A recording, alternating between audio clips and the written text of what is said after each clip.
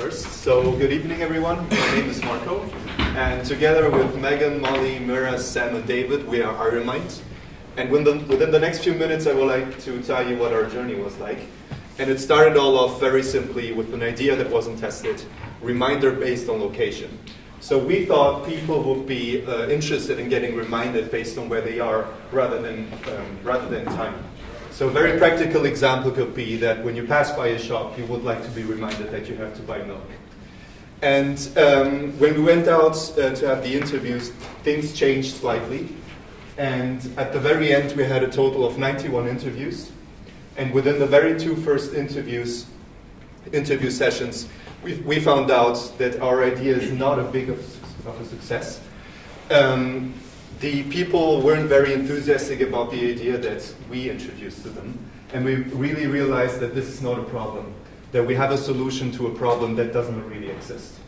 And after this, in week 4, we had a very interesting interview that kind of changed everything and made us go in a totally different direction.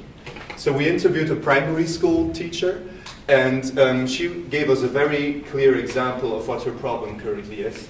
And based on this experience, we kind of got a very nice insight. So I will just replicate what she told us. Last year in summer, she was about to organize a summer event. And for this, she was giving out letters to the pupils that were supposed to be delivered at home to inform about this event. About a month later or so, she was asking her pupils who would like to attend. And when she asked her pupils about it, she was a little bit shocked because only 3 out of 20, more or less, of her pupils actually remembered that such letter was given out to them. So what she told us in that moment made us realize that there is a big problem, which is basically teachers not getting a message across towards parents, especially when pupils are very young. So we realized there is a huge problem of communication, and that teachers really struggle in getting a message across towards parents.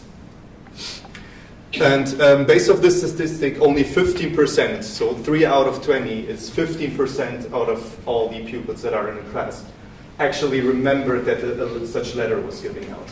And we sat down after this interview and we wanted to find out what is the real potential. And you see a few numbers here which kind of show what we were thinking of. We thought, let's say that the school is organizing a summer event for all the parents that are, for all the pupils' parents in this year. And let's say that they are inviting 400 people. Based on what we found out in the interview, let's say that that only 15% at the end show up, and that they initially thought about more or less half of people were showing up. This brings to 60 people, while initially they were thinking about 400 people to attend.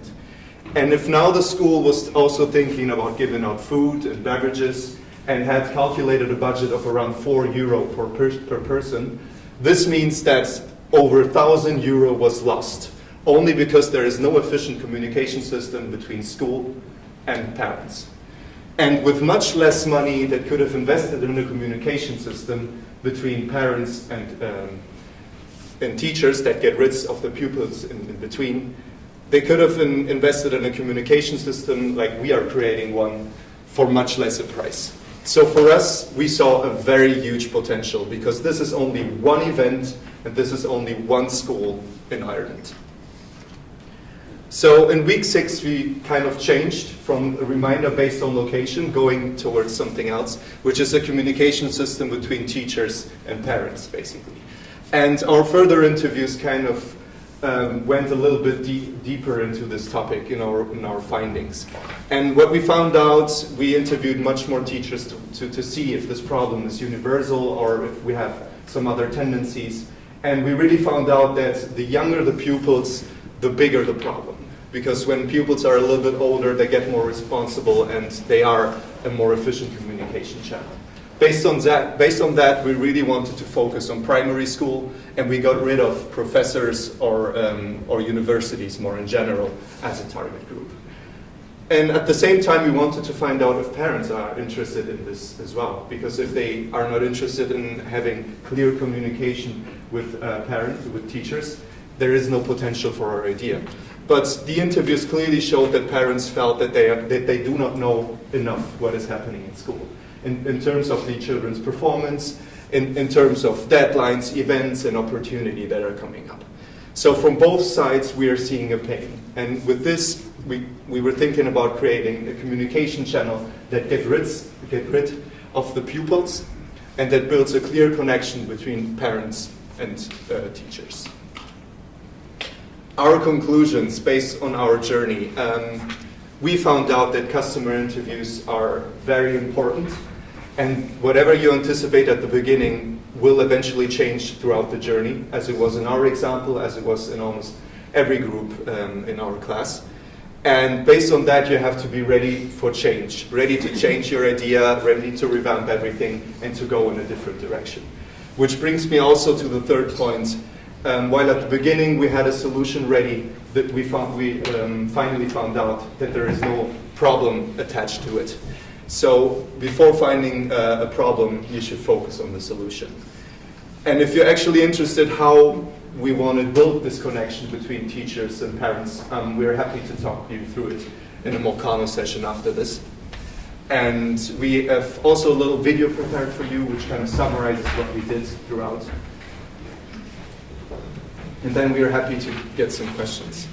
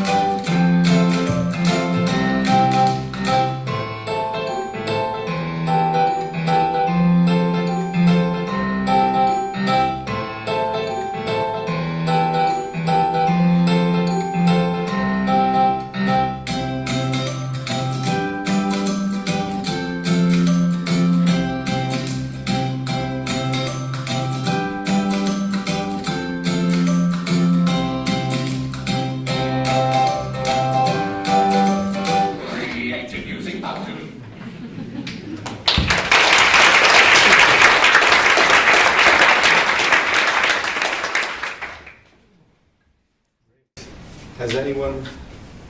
Yes, please. Who's the customer, as in who is going to pay? It's the schools. They were, well, we were mentioning the example before that they waste a lot of money when they don't know what the real number of attendances is. So the school would be our customer. So did you interview principals of schools who control the budget? We interviewed teachers and parents so far. We didn't go into the real decision maker into the school yet, but we're quite optimistic based on the feedback so far. Yeah. I have a similar question off the back of that.